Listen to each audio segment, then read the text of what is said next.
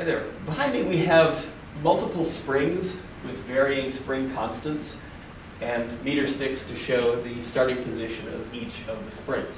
We've attached masses so that the measurement is easier, but also a little bit later on to show that these springs will oscillate around a consistent point even when we add additional mass. So for each of these I'm going to add additional mass, double the current mass. We can measure from that the stretch of the spring, and based on the stretch of each of those springs, we can determine its constant. For some of these, they are known. For example, on this far end, we have a spring of a 0.5 newtons per meter constant, and then 1, 2, and 5 newtons per meter. This is an unknown. When we took springs out of the box, this one ended up without a label, and so we don't know what its spring constant is. We're going to take advantage of this demonstration to figure it out and put it in the correct box when we're finished. We attach the additional masses. And in each of these, we can then measure the additional stretch of the spring. In fact, the spring is pre-stretched is not relevant, meaning it's not going to have any effect on our calculations. It might just make the measurements a bit easier. You also may notice that at the bottom of each of these springs, we have a little tab that makes measurement more convenient.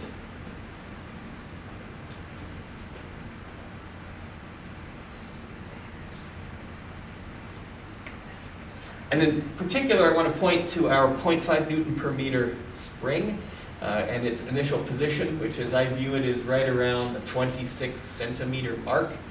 I'm going to double the mass that's attached to it. And we can not only measure the additional stretch of that spring,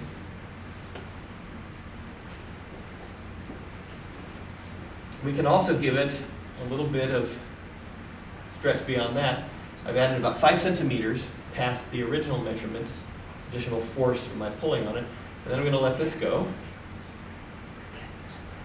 And what we should notice is that this spring and its tab are oscillating between the 5 additional centimeters downward and the 5 additional centimeters upward, so oscillating around its original neutral point. And the length of that oscillation in both directions is equal to the additional stretch distance that I put on the spring. So I'll stop this. We'll go back to its original neutral position. And then I will add a few centimeters of stretch. I think 5 is about right, consistent with what we had done previously. But I could add a different number, say 8 centimeters of additional stretch. We'll do that. And then when I release this, we expect it to oscillate between this additional 8 centimeters of stretch and 8 centimeters of compression. If it started at about 26 centimeters, then we expect it to oscillate back up to 8 less than that if I'm stretching it 8 more than that initially. So it should be oscillating between the 18 and the 34 centimeter marks. There we have definition, or rather demonstration, of spring constants, but also the Hooke's law, the relationship between the stretch of the spring and the force that is applied.